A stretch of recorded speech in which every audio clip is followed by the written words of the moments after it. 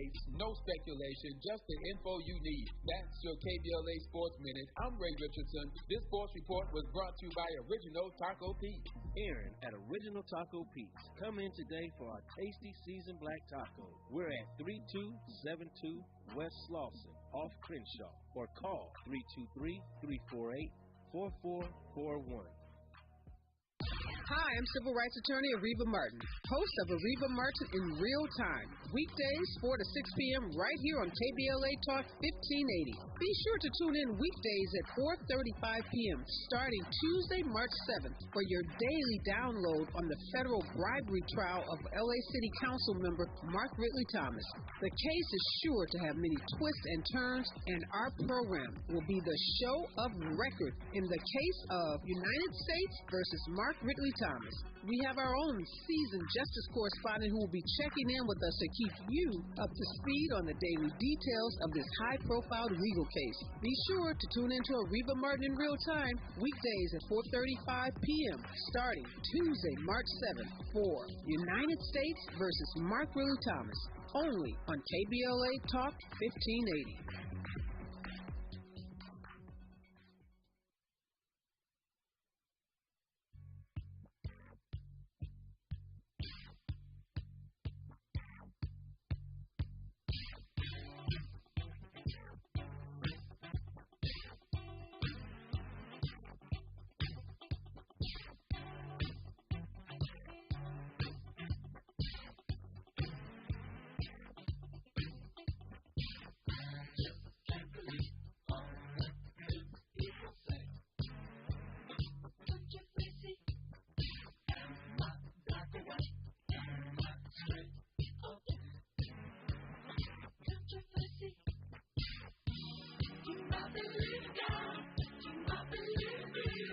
Tavis Smiley, you're listening to KBLA Talk 1580, and we're glad about it. Our phone number, 1-800-920-1580, 1-800-920-1580. 2 great hours so far, and I've been looking forward to this one.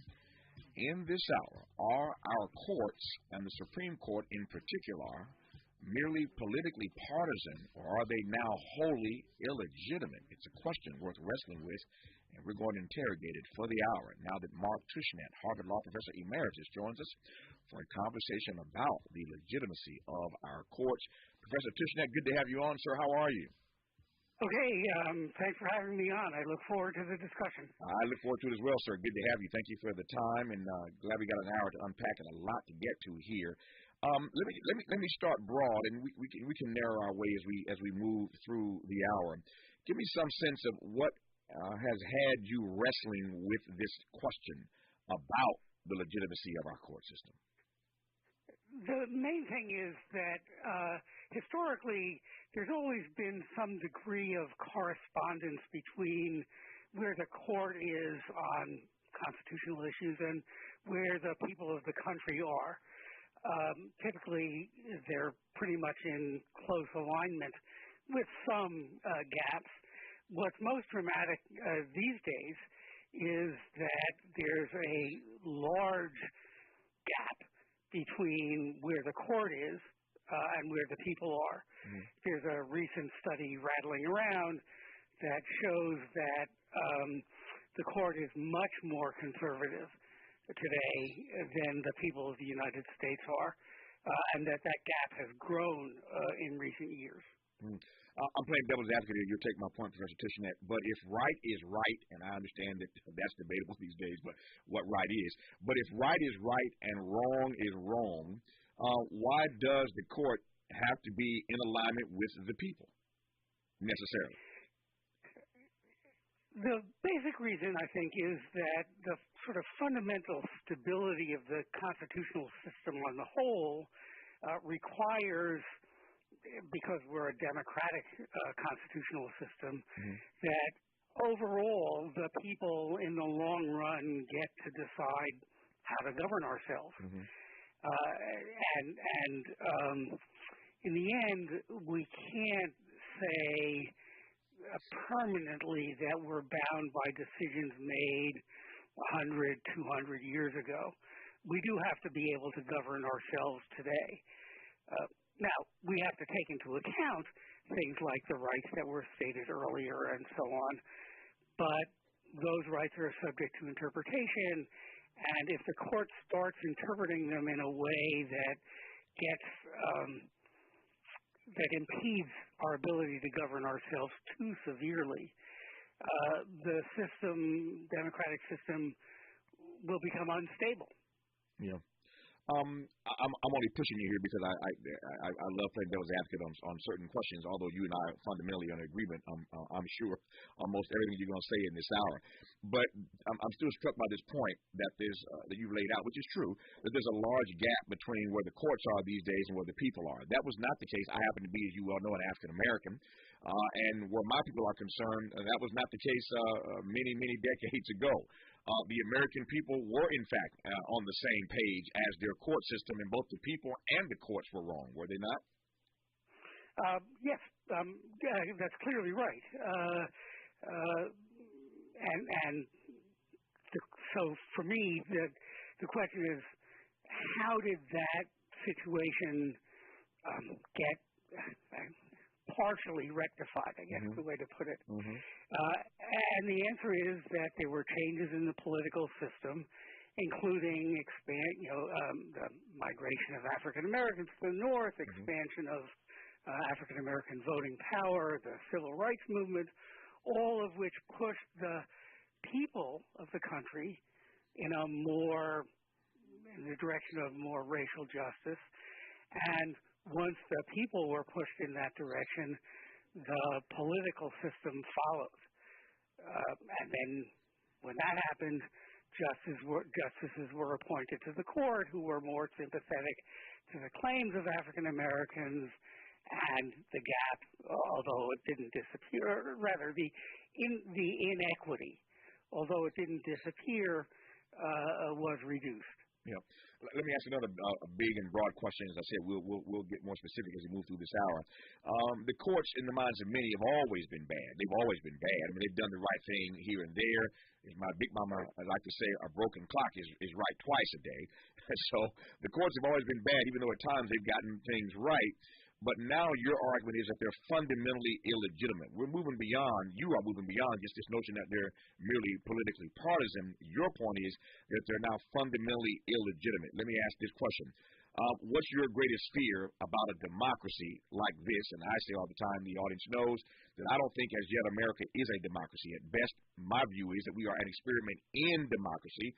There's a Madisonian framework we can operate inside of, but at the moment, we're still at best, to my view, an experiment in democracy. That said, what's your greatest fear about a democracy that has a court system that is fundamentally illegitimate?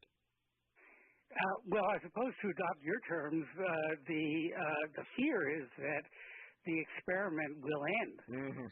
That is, we won't continue to try different ways of improving the democratic system. We'll just, in some important way, shut it down. Either by the courts making it impossible to move forward with, again, further experiments and incremental improvements, or, as we've seen, the provocation of a kind of violent civil disorder that other nations have experienced when their democracies break down. Yeah. There's a lot to talk about, and I'm glad to have you on this hour, Mark Tushnet, the William Nelson Cromwell Professor of Law Emeritus at Harvard Law School. We're going to spend this hour talking about his point of view, which is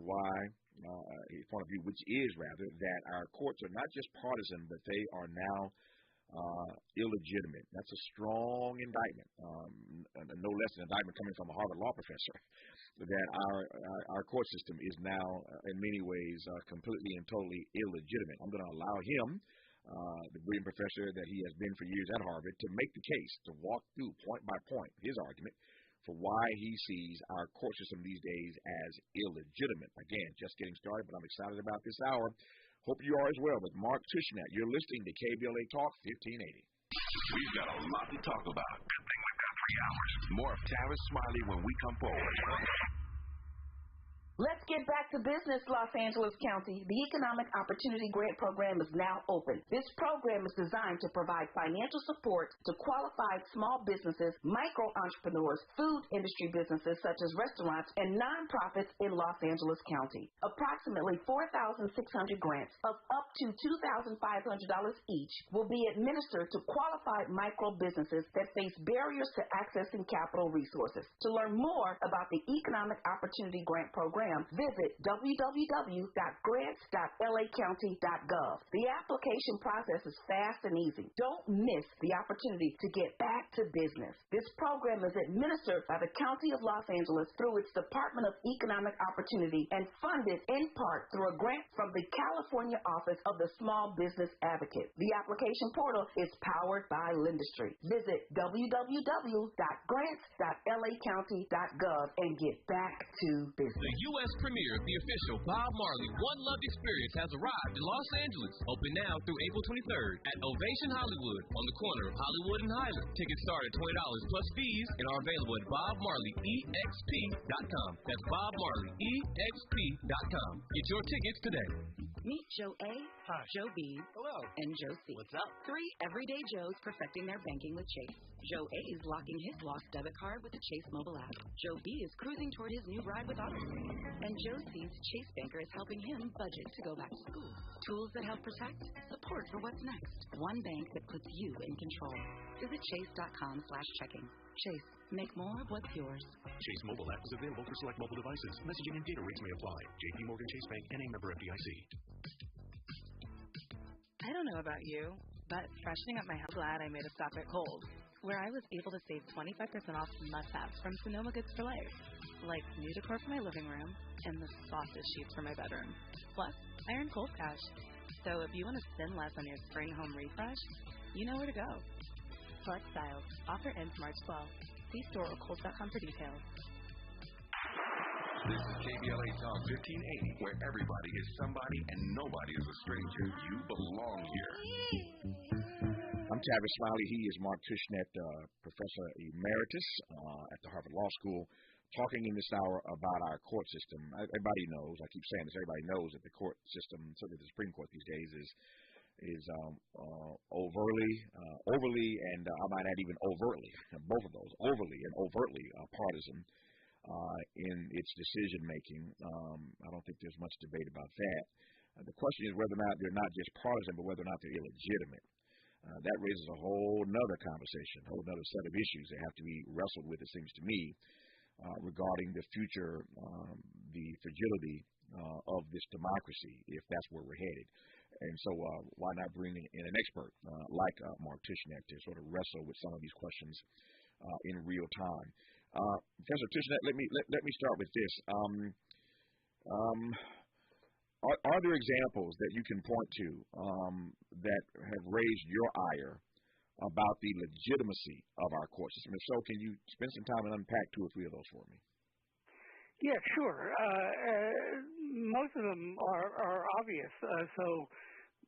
Last year's decision in the Dobbs case overturning Roe and Wade was, in some important sense, destabilizing because for 50 years, people in the country had come to live with the proposition, sometimes, of course, disagreeing with it, that women have a right to choose with respect to their bodily autonomy in connection with pregnancy.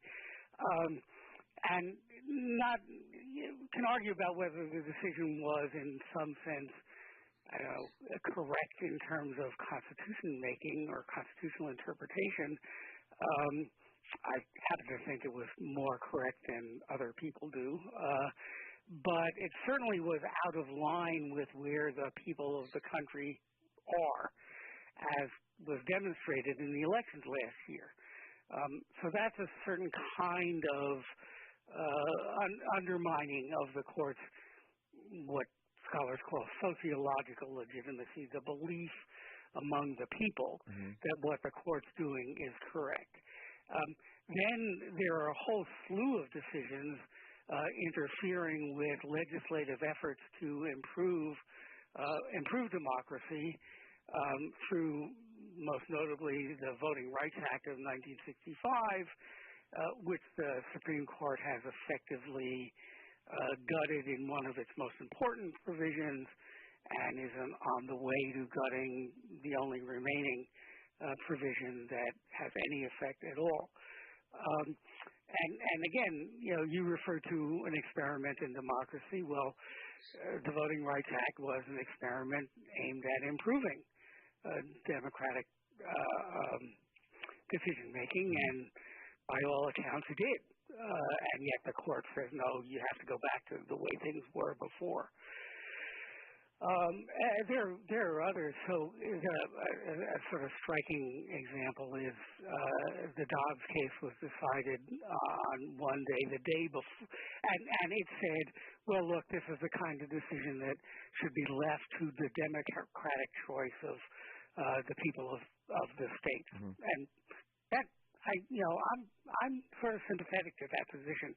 But the day before, the court had struck down a New York gun control statute, which means that it wasn't leaving gun control to the democratic choice of people of the state. Exactly. Now they had an argument about why they're different cases, right. But on the fundamental, who gets to govern ourselves? The cases are dramatically different. Yeah. Let me pivot for a second before I come back to this, because you're teasing me, and I want to get your take on this. Given your sensitivity, as you put it, is it your opinion that we now have a Supreme Court that is steering us back toward this notion of states' rights? Let me be clear about this. I'm not a law professor, as you have been for many years, and I recognize, of course, there have always been states' rights on certain levels. I get that, but you get the point I'm making. I'm asking whether or not you think we now have a court that's taking us in a U-turn back to this notion of states' rights, when states did all kinds of stuff that, let's just say, were unbecoming. So historically in the United States, the idea of states' rights was very closely associated with the defense of racism. There's just no question about that. As a theoretical matter, there are pretty good arguments for saying government decisions should be made, as the Europeans put it, at the lowest level that they can effectively be made. And that's the defense of a certain kind of federalism and a certain kind of states' rights. The problem, from my point of view, is that what the court's doing is selectively reviving the idea of states' rights. So the states don't have rights with respect to gun control. But they do have rights with respect to control over women's bodies. And the latter is, reminiscent of a certain aspect of the American system of racism. And so, now just to answer your question directly, I think the court's decisions, maybe not its motivations, but its decisions in the domain of states' rights have been to move in the direction of the old bad form of racist states' rights. How am I to read that inconsistency, that the court in some matters rules in ways that, again, abridge the rights of states to do certain things, and in other cases they underscore, applaud, amen, if you will, the rights of states to do certain things? How am I to read that particular inconsistency in this particular court? I think the only fair reading is that what the court's doing is implementing the program of the contemporary Republican Party. I think it's as straightforward as that. You can come up with theories about, well, they're just trying to apply the original understanding of the Constitution. That's what they say. But the core decision undermining the Voting Rights Act rests on no examination of original understanding. Chief Justice Roberts wrote an opinion that basically just made up a doctrine that would allow southern states to adopt voting restrictions that everybody knows were aimed at restricting the voting participation of African Americans. Yeah. Well, when you're the Chief Justice, you can do stuff like that, I guess, and get away with it, obviously. Let me ask you, I could have started our conversation here. Again, I want to make sure we stay focused in this hour, and we're going to cover a lot of ground, though. But the primary issue that we're discussing in this hour is what we make of the fact and how we process the fact, what we do about the fact. But our court system is no longer just partisan, but now they're moving toward being illegitimate in a variety of ways. That's, again, a different conversation than what we tend to have around here. We talk about the politics of the court all the time, but not about how the court is moving to make itself more and more illegitimate in the minds of everyday people, fellow citizens, and what that means ultimately for our democracy. That's what we're getting at to in this hour, in case you've just tuned in with Mark Tushnet, Professor Emeritus at the Harvard Law School. The question I could have asked to commence our conversation, I want to ask it now, and you'll understand why when we move forward, and that is how you, in this conversation, are defining the word illegitimate. When we say that the court is not just partisan, but now they're moving toward illegitimacy, how are you defining illegitimate in that context, Professor Tushnet? I think there are two components that we have to think about. Okay. One is something I've already mentioned, the sense among the American people that what the court's doing is roughly in line with what it should be doing. Okay. That's because it focuses on what people think. It's called by legal scholars sociological legitimacy. And it's pretty clear, as I indicated at the very beginning of the show, that the court is rapidly moving away from a situation of sociological legitimacy. People are increasingly unhappy with the way the court is performing its job. The numbers are quite dramatic in terms of the drop in public approval of the court, for example. The other dimension is how the court goes about doing its job.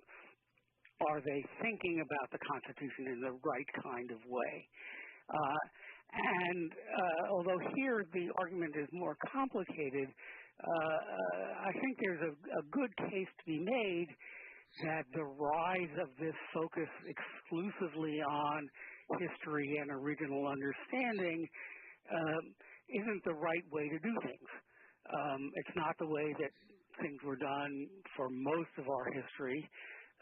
For most of our history, the court paid attention to, it did pay attention to the history, but it paid attention to a lot of other things.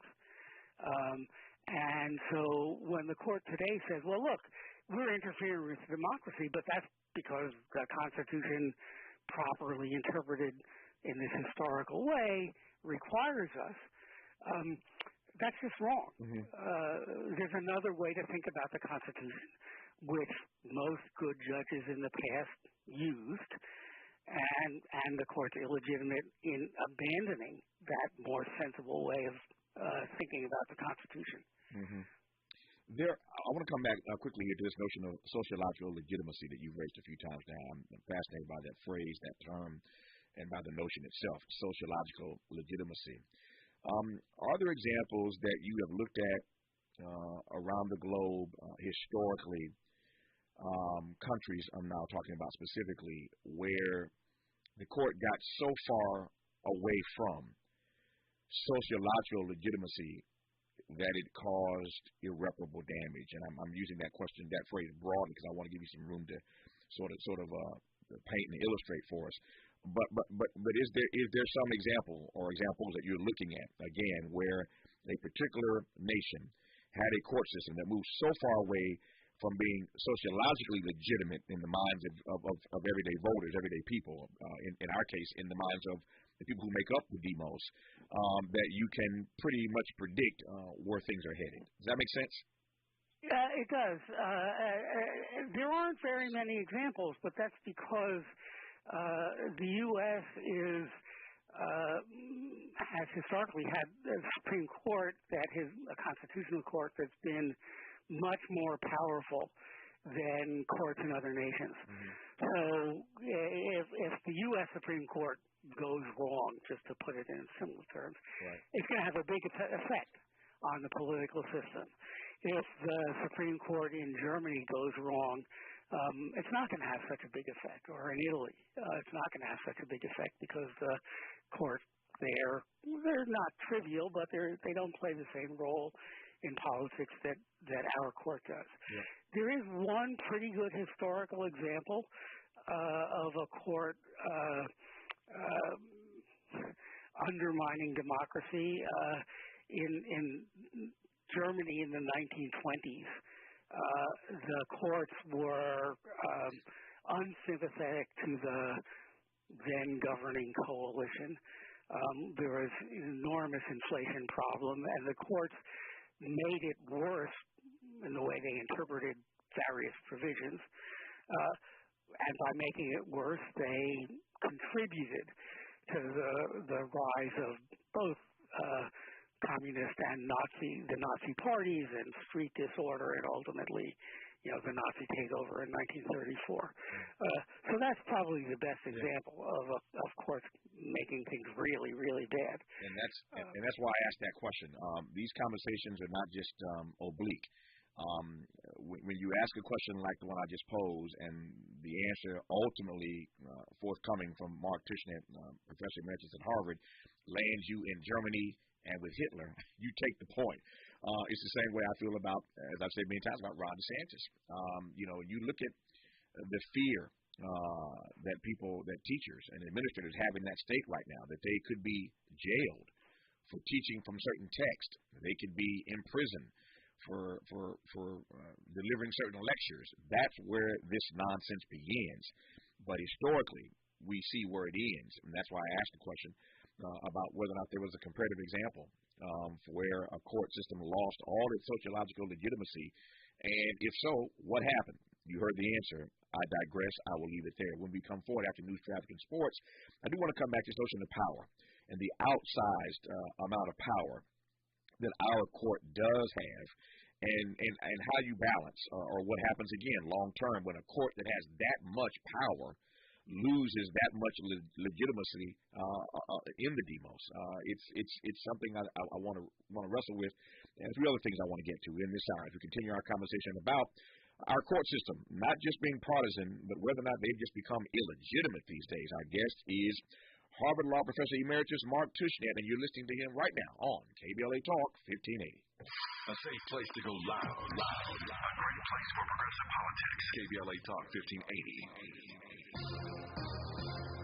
I'm Mike Island, and here's the latest from the Black Information Network. President Biden is assuring Black Americans he'll continue the fight for civil rights that 600 marchers shed blood for nearly 6 decades ago. Biden made his comments Sunday in Selma, Alabama during ceremonies commemorating the 58th anniversary of Bloody Sunday. He noted he's fighting against those who are trying to keep certain parts of Black history from being taught in the classroom. Families will have an easier time booking flights thanks to the Department of Transportation. This morning, the DOT rolled out an online dashboard that will allow passengers to see which airlines will seat kids with an accompanying adult with no extra costs. Transportation Secretary Pete Buttigieg said parents traveling with young kids should be able to sit together without an airline forcing them to pay junk fees. And that's the latest. I'm Mike Island from your 24/7 news source, the Black Information Network, and BINnews.com. Some heavy traffic now in Atwater Village on the 5 northbound. You have a right lane closure between Glendale Boulevard and Los Feliz Boulevard. Traffic is slow coming away from the 10. And 5 south is slow from Colorado Boulevard to the 60. And in Hacienda Heights, 60 west is slow from Hacienda Boulevard to Crossroads Parkway. 605 north at the 5, an accident wrapping up on the shoulder with slowing approaching. Shop Albertsons and Vons for big savings. Yoplait yogurt, 4 to 6 ounce selected varieties are 18 cents each. Limit 24 with digital coupons. And General Mills cereal, 8.9 to 12 ounce selected varieties are $1.47 each when you buy 3. Limit 6 total. This is the KBLA Sports Minute with Ray Richardson. A positive day for both of LA's NBA teams. The Lakers beat Golden State by 8. The Clippers snapped their 5-game losing streak with a come-from-behind win over Memphis. For the Lakers, a huge game from Anthony Davis, 39 points, 8 rebounds, 6 assists, and 2 block shots. First win for Russell Westbrook since February 2nd when he was with the Lakers. Memphis played without All-Star John Morant, who was under for displaying a gun at a nightclub over the weekend. No debates, no speculation, just the info you need. That's your KBLA Sports Minute. I'm Ray Richardson. This sports report was brought to you by Original Taco Pete. Aaron at Original Taco Pete. Come in today for our tasty seasoned black taco. We're at 3272 West Slauson, off Crenshaw, or call 323-348-4441.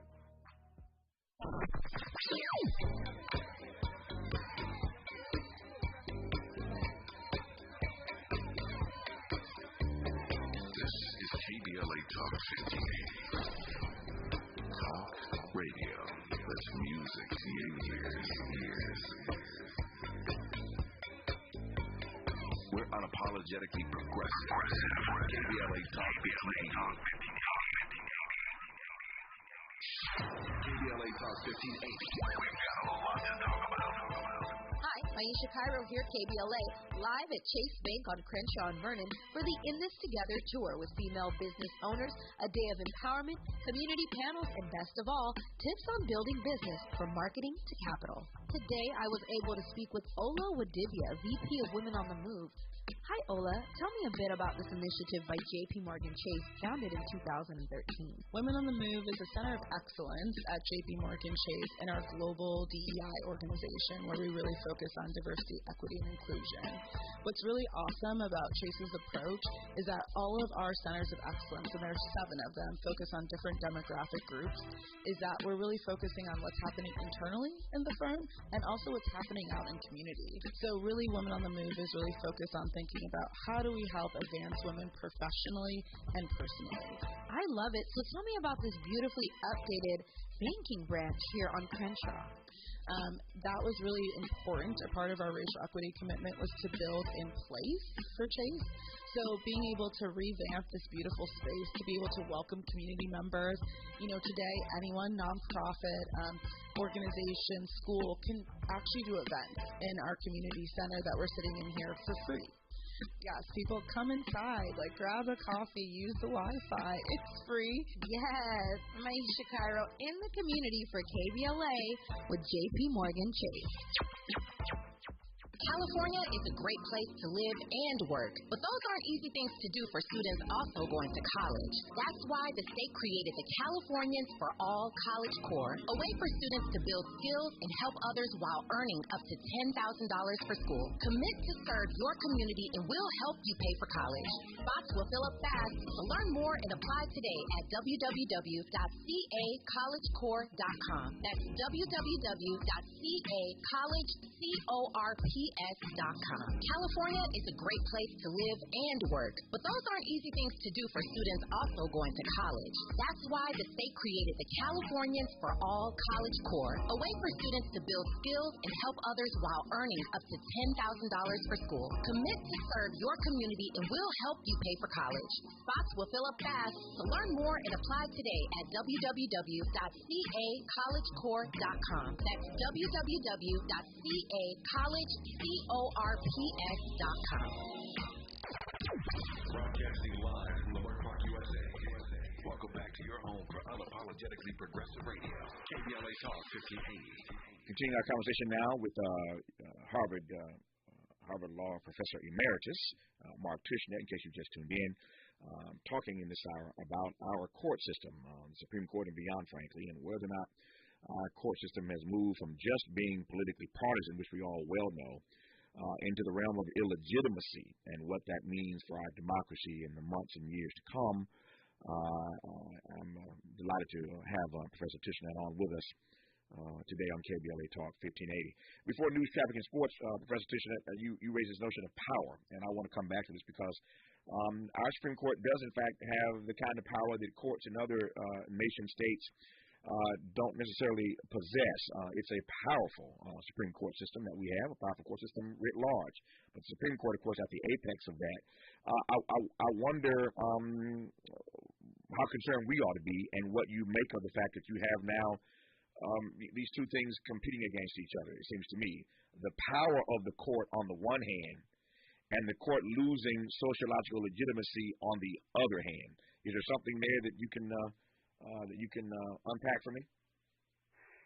Well, I've spent most of my career arguing that our court was too powerful, and that and for the reason that has now manifested itself, that is, that a powerful court was in a position when things, turned bad politically to make things really bad. And we've now seen that happening. So my interest has always been trying to figure out ways to move from a situation where the court is as powerful as it is now to a place where it would be less powerful, more limited in what it could do to interfere with our democratic decision-making, while still protecting fundamental rights. That's a very difficult balance to strike. Our system doesn't do a very good job at it. The sort of most dramatic example is that the U.S. is the only place in the world that combines a really powerful court with life tenure. Everywhere else, you get judges with term limits or fixed retirement ages. And in the U.S., it's just a prescription for disaster, which has now actually, I think, happened. We have these judges who are very young, relatively speaking, and who are going to be there for a very long time. I want to come back to this notion of I hear you loud and clear, and I want to go there. Trust me. This notion of how powerful they are, combined with the fact that they serve for life, or until they decide they want to retire. We'll come back to that. Put a pin in it just a second. I promise you on that. But before I do that, though, this notion that you have been advancing for many years while teaching at the Harvard Law School, that our court is too powerful. The Supreme Court is, in fact, too powerful. That's your point of view. It has been for decades now. I guess the question is, since we only have three branches of government, executive, legislative, and judicial, to whom do you argue, Professor Tischner, that power should be transferred to? Well, I wrote a book, co-authored a book a couple of years ago with the title Power to the People. And I'm in favor of figuring out ways to make the people, each of us, more powerful in developing the policies that govern our lives. Mostly that means enhancing legislative power, expanding voting rights, and things like that. Now, I have to say I'm an optimist about the American people. I think that if we're given the chance to do the right thing, on balance overall, most of the time we'll do the right thing. Not always. And your reference to the experiment in democracy indicates that sometimes the experiments fail and things go bad. But as I say, I'm an optimist. I have to say, I know that that's partly a product of my background, which includes being white and relatively well off. And other people could reasonably think that, we're not very good. We, the American people as a whole, are not very good at governing ourselves.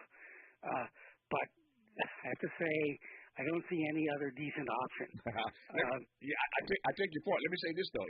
In the hour prior to this, I had a powerful conversation with another guest, and we were talking, in fact, Professor Tischner, about the dumbed down demos that we are part of these days. The demos, in many respects, is dumbed down. So I'm all for power to the people. I'm all for, as Sly Stone would say, everyday people having more power. I love everyday people. I am everyday people, so I'm all for that. I'm just trying to juxtapose power to the people with a dumbed-down demos. You talk to me about that now, if you can, or will. Well, this is an area I think about, but it's not an area where I'm an expert or a scholar in. I do think that we have a system of education that doesn't do a good job of promoting civic responsibility, understanding by the people of what our rights and powers and responsibilities really are. That's right. I don't, as I say, it's not my field, so I don't have any good solutions to suggest. But, if you have people on your show who know something about this, get them to talk about how we can make how we can make our civic education better. No, I take your point. All I'm saying is, I hear you. My viewpoint is that if you got a bunch of dummies who are running the Supreme Court, with all due respect, or a bunch of dummies in the demos, who do you give that power to? And my point is, it's an open question. It's an open question. If the demos is dumbed down and the Supreme Court is dumbed down with all the power they have, and they're pushing a particular agenda, I'm all for power to the people. And maybe the answer is that I trust us more than I trust them. Maybe that's where I end up, that I trust us more than I trust them. But my point is that there are issues to be discussed on both sides of that equation, it seems to me, but I digress on that for the moment. Let me come back to the point you raised a few moments ago about how powerful this court is and the fact that they have, along with that power, life tenure. And there is no other court system in the world that can boast that, the power of the court and the opportunity to serve for life. I've had these conversations, raised these questions in conversations many times on this program and beyond, and I'm curious to what your take on it is. Do we term them out? Do we expand the size of the court? As you know, there are all kinds of things floating about how to fix what's wrong with our court. What does Mark Tushnet say about that? Well, I've been an advocate for now almost a decade of expanding the size of the court. Right. I in January 2017, just before Donald Trump was inaugurated, I made a public presentation saying people on my side of the political spectrum should be thinking about expanding the court, and I've held that position consistently. That's not a popular position. It is clear that there is really popular support for imposing term limits on the justices. The most common one is to say they should serve no more than 18 years. If we could do that, I'm in favor of it. There are people who think you can do it by enacting a statute. I sort of think you can, but it gets very complicated. And so, the only other way to do it is by amending the Constitution. That's really difficult. Yeah. But something about, as the President's Commission put it, court reform needs to be done. Yeah. When we come forward, speaking of the court, earlier in his career, Mark Tushnet had the honor, I call it an honor, and I'm sure he won't disagree when we come forward and get his take on it, the honor of serving as a law clerk, but not just for any justice. He clerked for the late, great Thurgood Marshall. And I want to just get his take on what it was like having the opportunity and the honor of clerking for the late, great Thurgood Marshall. We'll get his answer to that and a bit more when we come forward on KBLA Talk 1580. Be sure to like and follow Tavis Smiley at The Real Tavis Smiley and get Twitter updates at Tavis Smiley. The conversation continues when we come forward. Black women get the job done. Maisha Cairo here with your K-Black Minute News, brought to you by Lendistry. Story courtesy of CaliforniaBlackMedia.org. Representative Barbara Lee holds her first campaign rally at Laney College in Oakland, California, declaring, "We fight for freedom, dignity, justice, and together we win." Representative Lee said that that's why she's running for U.S. Senate. She is the highest-ranking African-American woman in the U.S. Congress and the only African-American so far in the 2024 California senatorial race. Lee, who is 76, is serving her 12th term in the U.S. Congress. I'm Aisha Kyle for KBLA 1580, and that's your K-Black Minute News. Thanks to our new sponsor, Lendistry. Lendistry is a national black-led small business lender that is headquartered in Los Angeles. Lendistry helps small business owners access the affordable capital needed to grow. Visit Lendistry, LENDISTRY.com/KBLA today. Has child support suspended your license? Illegal. Has child support been reported on your credit report? Illegal. Log on to childsupportersfraud.com for more information. Life is uncertain. It's okay to feel stressed, anxious, worried, or frustrated. It's normal.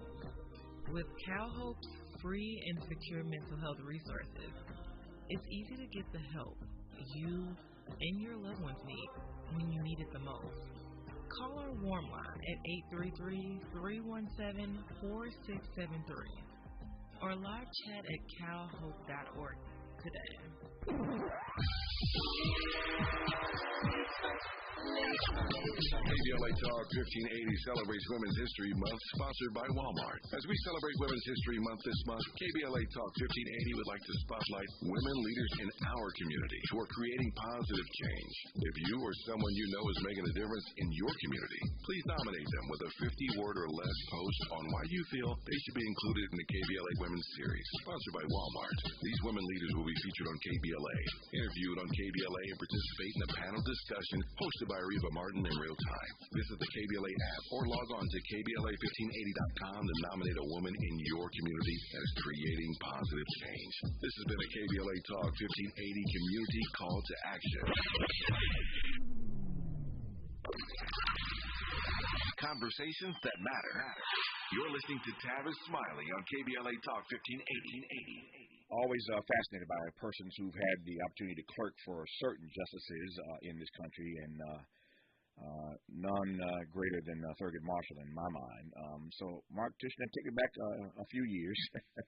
Let's go back a few years and tell me, now that you are a Harvard Law professor emeritus, what it was like those decades ago, having the opportunity every day to sit with Thurgood Marshall. Right. So it was 50 years ago, and I always begin when people ask me this question by saying I was really too young to appreciate the experience. I was clerking for him on, I think it was his 5th year on the Supreme Court. He was, as I always put it, grumpy about what was going on. He had been appointed by Lyndon Johnson in 1967. Mm-hmm. And expected to be part of a liberal court going forward, and that, you know, in 1968 that changed with Warren retiring and Nixon ending up appointing 4 justices, and he was not happy with that situation. It's fair to say. He would come back from the courts, they call them conferences, the discussions among the justices. And sort of regularly say, well, they haven't gotten rid of the Fourth Amendment against unreasonable search and seizure. They haven't gotten rid of the Fourth Amendment yet.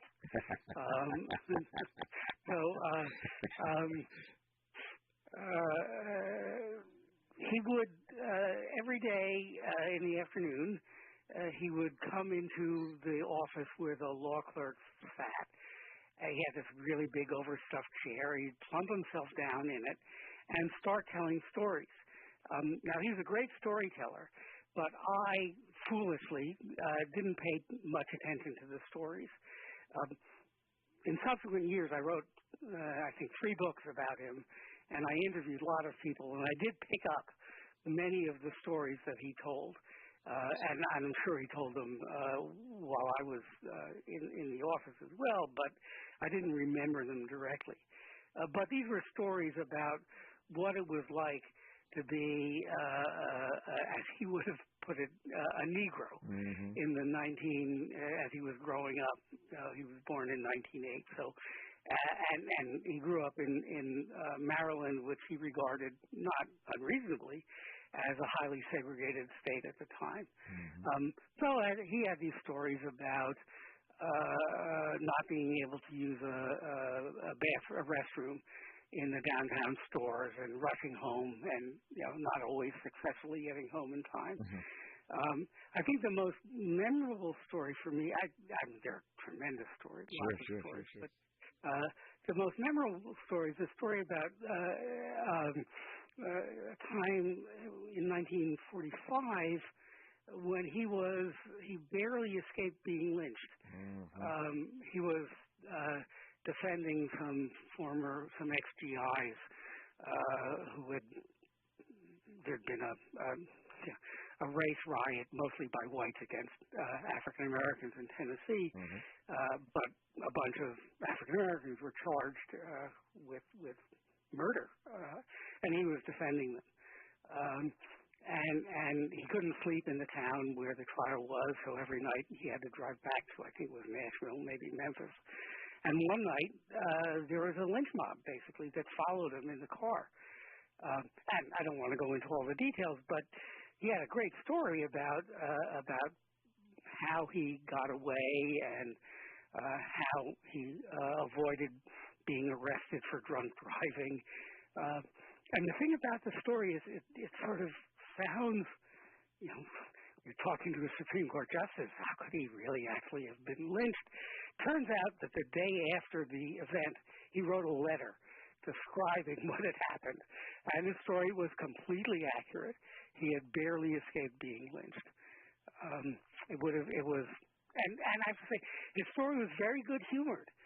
He was, one of the great things about him was that he understood what it meant to be an African American man in segregated America. He understood what it took to survive, both for him and for others.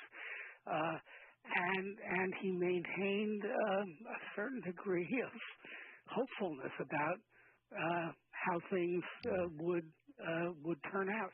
I want to come back to that notion of hopefulness about how things may turn out as we wrap our conversation in a moment. But it's just fascinating, and I know that story well. It's fascinating to hear Professor Tushnet just recount hearing that story directly from Thurgood Marshall. And that was just some years ago. When you think about it, this stuff isn't that far off, right? And it's not that far back in our past that a man who would end up becoming, some years later, the first African American on the U.S. Supreme Court himself barely survived being lynched. Think about that.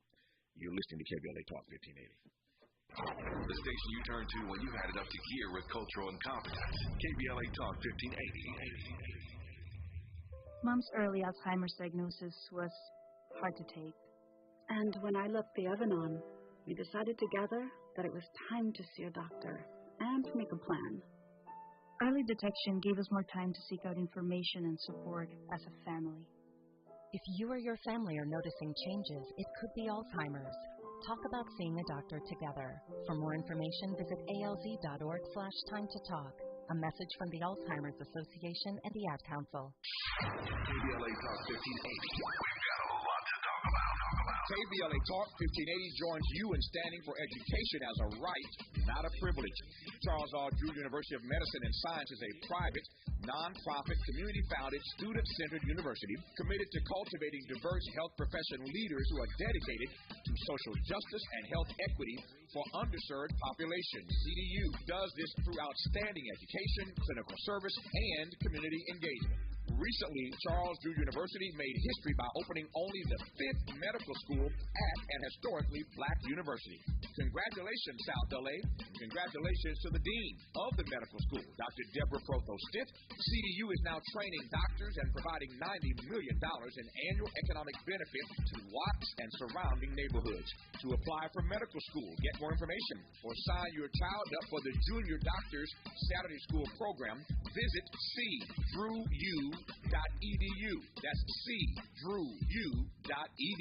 At KBLA, we are dedicated to equity in education and ending healthcare apartheid, and we don't back down. This is a community call to action from KBLA Talk 1580. I'm Kareem Abdul-Jabbar. I learned about atrial fibrillation the hard way. My symptoms would come and go, shortness of breath, fatigue. I kept going. Then I got so lightheaded, I couldn't. My doctor said I have AFib, so I'm about 5 times more likely to have a stroke. Other symptoms, irregular heartbeat, heart racing, chest pain can come and go, but the risk of stroke stays. If you have symptoms, tell a doctor. Visit NoTimeToWait.com. Sponsored by Bristol Myers Squibb and Pfizer. KBLA Talk 1580. I'm Dominique DePrima, host of First Things First, weekday mornings from 6 to 9. Join me tomorrow with a nationally recognized advocate regarding the policing of black youth. Author, Georgetown Law Professor Christian Henning. That's Tuesday, only on KBLA Talk 1580. Interrogating your subject and expanding your inventory of ideas. Let's get back to Tavis Smiley on KBLA Talk 1580. Just a couple minutes left in this hour. In conversation with Mark Tushnet, Professor Emeritus at the Harvard Law School. Here's the extra question, Professor Tushnet. We've discussed in this hour that we have a court that is not aligned with the people, a court that has raised all kinds of questions about the way it is doing its job. We have a court that is losing, as you put it, sociological legitimacy. And you raised this notion a moment ago of hopefulness. With all that I've just laid out, which is really all that you've laid out in this hour about the concerns you have, that our court system, certainly the Supreme Court, has moved away from just being partisan to being illegitimate. How then do you sustain your hope?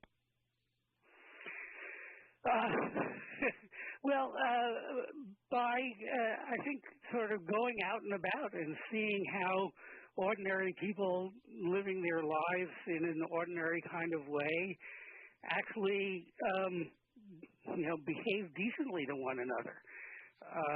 It's only when you get involved in these heated political fights that people seem to turn bad. And if we could keep our neighborliness together, in hand, when we moved into politics. People go to churches and help each other out in all sorts of kinds of ways when their neighbors are in trouble. If we could keep that attitude when we go into politics, that would be great. And it's the fact that we do have that attitude when we're actually just living our lives.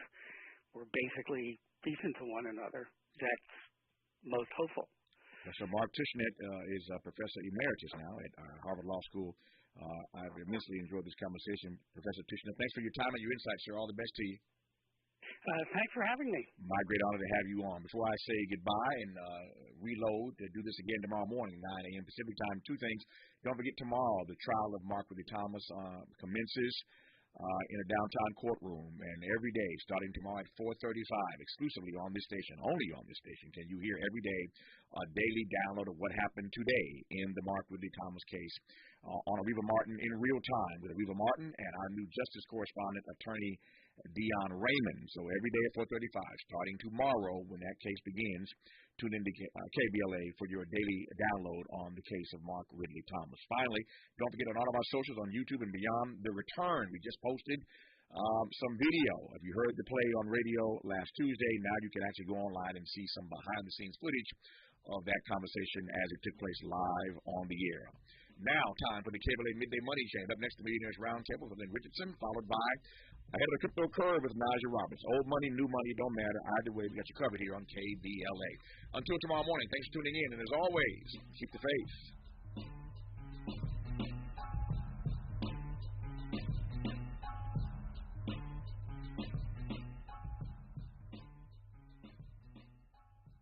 KBLA 1580 Santa Monica. I'm Network. President Biden is assuring black Americans he'll continue the fight for civil rights that 600 marchers shed blood for nearly 6 decades ago. Biden made his comments Sunday in Selma, Alabama during ceremonies commemorating the 58th anniversary of Bloody Sunday. He noted he's fighting against those who are trying to keep certain parts of black history from being taught in the classroom. Families will have an easier time booking flights thanks to the Department of Transportation. This morning, the DOT rolled out an online dashboard that will allow passengers to see which airlines will seat kids with an accompanying adult with no extra costs. Transportation Secretary Pete Buttigieg said parents traveling with young kids should be able to sit together without an airline forcing them to pay junk fees. And that's the latest. I'm Mike Island from your 24/7 news source, the Black Information Network, and BINnews.com. Shop Albertsons and Vons for big savings. Yoplait yogurt, 4 to 6 ounce selected varieties are 18 cents each. Limit 24 with digital coupon. And General Mills cereals, 8.9 to 12 ounce selected varieties are $1.47 each when you buy 3. Limit 6 children. This is the KBLA Sports Minute with Ray Richardson. UCLA moved up to number 2 in this week's AP Men's College Basketball rankings.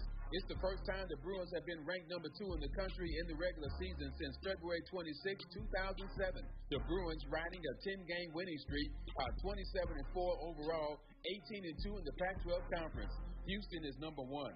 The top 5 after UCLA, Kansas, Alabama, and Purdue. Hottest team in the NBA right now, the New York Knicks. The Knicks are 12 games over 500 after winning 9 straight.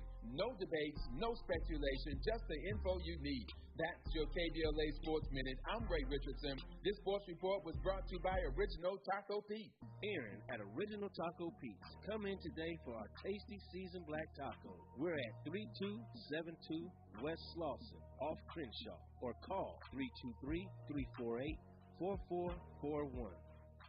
Hi, I'm civil rights attorney Areva Martin, host of Areva Martin in Real Time. Weekdays, 4 to 6 p.m. right here on KBLA Talk 1580. Be sure to tune in weekdays at 4:35 p.m. starting Tuesday, March 7th for your daily download on the federal bribery trial of LA City Council member Mark Ridley Thomas.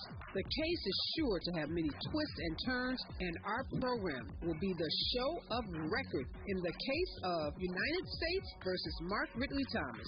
We have our own seasoned justice correspondent who will be checking in with us to keep you up to speed on the daily details of this high-profile legal case. Be sure to tune in to Areva Martin in Real Time, weekdays at 4:35 p.m., starting Tuesday, March 7th, for United States versus Mark Ridley Thomas, only on KBLA Talk 1580.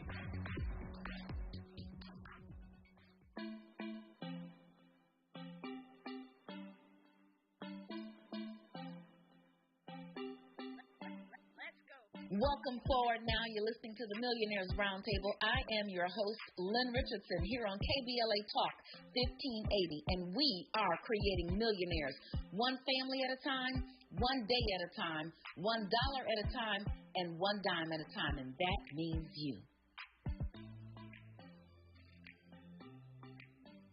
The harvest is here and the time is now. You know, I love saying that because someone said it to me, and my harvest started to just overflow more abundantly than I could have ever imagined. So I love you so much that I have to say it to you each and every time. An example of that, we've been talking about dreaming, how to dream, and I want to talk about living in your dream and what that looks like and what it feels like. So I thought that the best person to help me in this discussion today is someone that you have not met yet, but you will get to know very soon, especially if you are working with me in one way or the other or in some capacity. And this is Dr. Katrina Pullum. She has so many degrees. I can't say them all. She's going to have to tell them all to you herself. But she is my armor bearer, business manager. She oversees all of the operations for my enterprises, many of them. I'm going to call it an empire at this point. All of the companies, Hip Hop Sisters Foundation, Sunny Girl, 3L Productions, Lynn Richardson, all of that stuff. If you want to get anything done, you have to go through us. You have to go through her. But guess what? She started out where you are. She came to the Wealth Experience in 2016. It's our annual event. We'll be telling you more about that later. And she came with the intent to go and hang out at the beach in Miami and ended up in classes all day, every day, crying, healing, being delivered and set free, and transforming her finances and the finances of her family. So without further ado, I have to welcome my sister and friend and partner in crime, but good crime. This is stuff we're doing good. We're killing the devil and we're killing poverty. That's what we're doing. Those are the crimes that we are committing. We are killing the enemy and we are killing poverty. So without further ado, welcome to the round table, Katrina Pullum. Dr. Trina, come on now. Thank you so much. It is such an awesome pleasure to be here with you today. So, and especially on International Women's Day. Yes. So, yeah, it's great. It's great to be here. Well, every day is International Women's Day. I'm going to say that because James Brown said it best. It's a man's world, but it wouldn't be nothing without a woman or a girl. So, therefore, I was watching an episode of The Real, and Light was guest hosting, and she said it in a different way, but I'm going to include my brothers in this. Yes, we need our strong brothers, but I'm just going to – I remember going into surgery. I had to have a procedure, and the anesthesiologist and the surgeon asked me what did I want to listen to, or at least what music should be on, because, of course, I was going to have anesthesia, and I was going to be under. And I said, James Brown and Aretha Franklin. They said, what? They said they had never had anybody request that. I'm like, do you operate on black people? Baby. I said, and all I know is I was on the table, and I guess I went under to say it loud, I'm black and I'm proud. And I was the only black person in the building. And they were just jamming, and it was so wonderful. And needless to say, my procedure went so well. As a matter of fact, I did not have to take any, addictive medications, because they put you on all of this stuff, Vicodin and, Oxy and all of those things. They put you on those things after the procedure, and I only had to take my medication for one day, the day of the procedure. The next day, I didn't have any pain. I took it anyway just to make sure, but by day 3, I did not have to have anything at all. So that was very, very good, which, by the way... music is soothing. And yes. So, for me to get in my zone and really work and do my thing, I have to always have my music on. Now, I'm different in that way. I don't like music on in the car if I'm the one driving, because I need to focus on the road and all the crazy people honking their horns. And if I think if I'm alone working, I'm okay with music. But if there are other people asking questions, it just kind of becomes a distraction for me. I like to listen to music when all I can do with that music is dance to it. But if I've got to work and think and do numbers and stuff, I like silence better.